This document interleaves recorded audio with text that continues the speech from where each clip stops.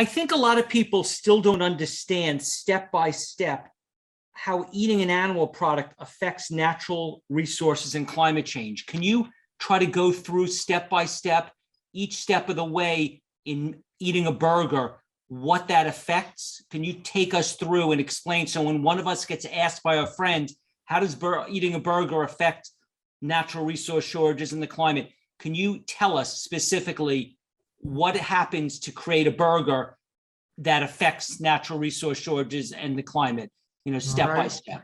I'll take a shot at this one. Most of our cattle are feedlot cattle in America. So let's start with the feedlot cattle, then I'll go to the grass-fed. So the feedlot cattle have to be fattened as quickly as possible. So they are fed grain.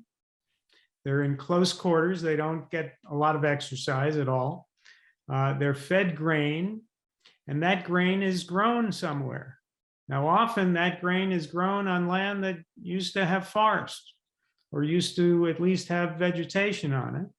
But now it is industrial chemical agriculture, heavy on the use of nitrogen and phosphorus fertilizer. And they grow that grain. It's often GMO grain. And the runoff of the fertilizer goes into the streams and rivers and pollutes them. The cattle on these feedlot, I think the figure in the United States is something like creating 5 million tons of manure per second, something like that. No, it's 11 million pounds per minute. There you go. So it's a tremendous amount of manure. So the manure gets put into these lagoons.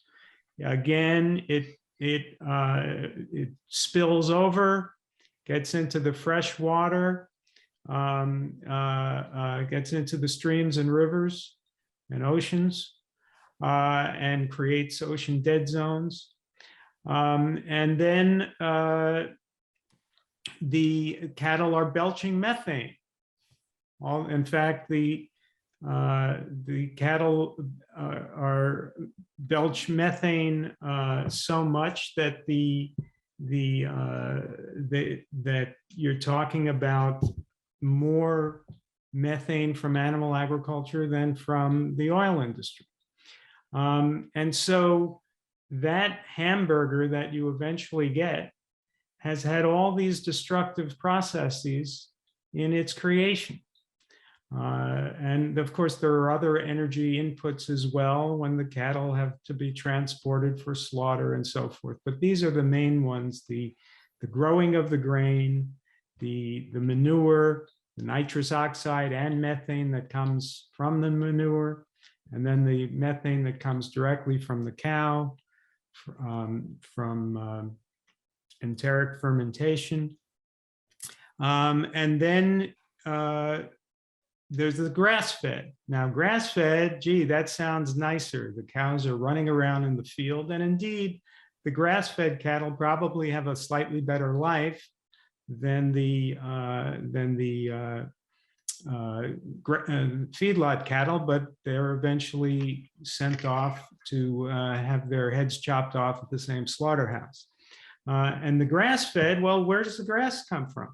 50% of the land in the United States is used for animal agriculture. It's a tremendous amount of land. So the grass-fed cattle are taking up far more space. They're degrading the land. They're preventing us from having forests and vegetation on that land. So we're forfeiting the carbon sequestration that we would have if we had the forests and the vegetation on the land. At the same time, they're degrading the soil and often burning it into desert. So the grass-fed cattle are, I would claim, far worse for the climate even than the feedlots, and the feedlots are a nightmare. So that's where your burger comes from.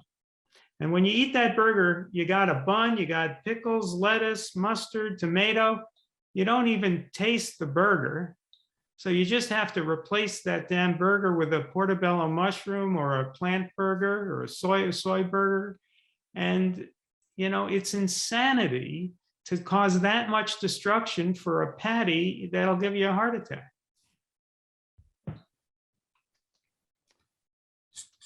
So should we eat chicken or fish? Would that help? Of course not. It's the same basic processes. You know, with fish, they're destroying the oceans. They're bottom trawling the oceans. They're destroying all life in the seas. They're destroying the phytoplankton. They're killing the whales. They're killing the dolphins. And all meat is essentially the same: fish, chicken, beef. Flesh is flesh. There's no need for it in the human body. In fact, it's a toxin to the human body. So there's no carbohydrate in any of it. There's no fiber in any of it, and it all causes inflammation. Steve, just a couple quick things to make sure we're clarified on this. So, and thank you, Glenn, for that, because a couple of things you need to add to that is, first of all, there's something called a feed conversion ratio, regardless of whether they're feedlot fed or in terms of any animal that you then create an animal product for, whether it's cows, pigs, you know, chickens, turkeys. Aquaculture, 62% of aquaculture is being produced on land now. But in any event, so you have to add that, and you also have to add in the factor of how much water is being used for that burger. It's not just about the carbon footprint. It's displacement of biodiversity by using that land instead of using the land more productively, more efficiently. Maybe 1/10 to 1/100th of that land could be used for to produce crops that are just for plants for us to eat directly, but also water usage. If you take into consideration blue, green, gray water, all types of water, typically grass-fed, and it's not a thought process or a hypothesis. It's a fact that grass-fed, whether you want to call it holistic management by savory technique, or today it's called the new wave is regenerative agriculture, but basically it's the same thing. And they use 70. The feed conversion ratio is 70-1, meaning it takes 70 pounds or kilograms or whatever you want to measure of feed input to produce 1 pound of what they call food, which is what Glenn said so well.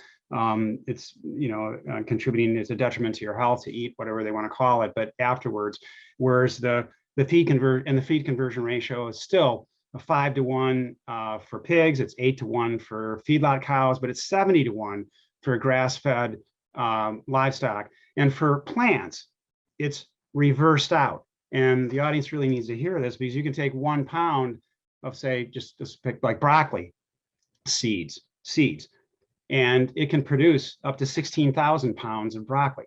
So it's reversed out. Instead of 70 pounds going in to produce 1 pound of grass-fed product afterwards, you can put 1 pound of something like broccoli and you get 16,000 pounds out. It's an amazing difference in terms of efficiencies, use of our resources, in addition to the carbon footprint that they're establishing. So I hope that helps a little bit.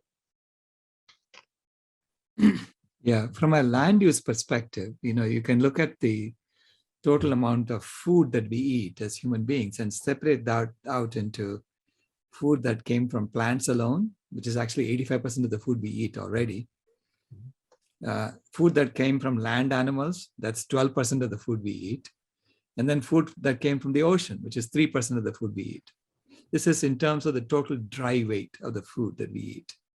And for the 85% of the land, of the plant foods that we eat, 85% of the food that we eat happens to be plant-based, we are using land that can fit inside Australia. Okay. To get the 12% of the food that we eat that comes from land animals, we are using land that can cover most of Asia, all of Europe, and some of Africa. I mean, it is huge, the amount of land we are using just to get 12% of our food. Okay. And then for the 3% of the food that we eat that comes from fish, we are literally dredging up and destroying the entire ocean all over the place. We actually have to have high technology equipment to figure out where the fish are. And we send our fish over there, ships over there to catch the remaining fish. So that's how bad things are, just to get 3% of our food. And if we just replace the 15% of the food that we eat that comes from animals with plant foods, we can return all that land and all that ocean back to nature for nature to heal. So that's where the destruction comes. Yeah, Stephen, one quick thing about the oceans, both Glenn and Dr. Rao mentioned that, but I want to make sure the audience knows it's not one type of fishing method. They both mentioned, bottom trawling. It's not one type at all. Bottom trawling comprises probably 20 to 25% of all commercial fishing in the oceans. There's still pelagic, trawling. There's still purseine. There's still, what they're talking about is destruction for biodiversity, which is true, and also destruction, which we still don't know. Glenn mentioned that we still don't know exactly the amount of carbon that's remineralized and possibly that's reintroduced into our atmosphere. We still don't know, that's an unknown yet, but it's the damage it does to ecosystems from the bottom of the ocean is very well chronicled. But it's every type of fishing. It doesn't matter. In fact, there are numerous studies showing that even fishing by indigenous people have wiped out coral reef systems. And by the way, coral reef systems are the most fragile ecosystem that we have in terms of the effect of climate change on it, with over 50% gone today. And even if we keep temperatures at 1.5 degrees centigrade, it's predicted by the year 2050, we'll lose 70 to 90%, still more, 90% of all coral reef systems. But at the same time, it's found out that those that are in marine protected areas, we're going to talk more about this tomorrow night in my lecture, but those that are fully protected in fully implemented, no fishing zones, it's been shown numerous times that coral reef systems are 6 times more resilient to climate change just by not allowing fishing to take place. So fishing is very destructive on a lot of different levels. It's not just bottom trawling on the bottom, and it's not just commercial fishing. Any type of fishing right now today is destructive. And so anyway, I hope that's real clear.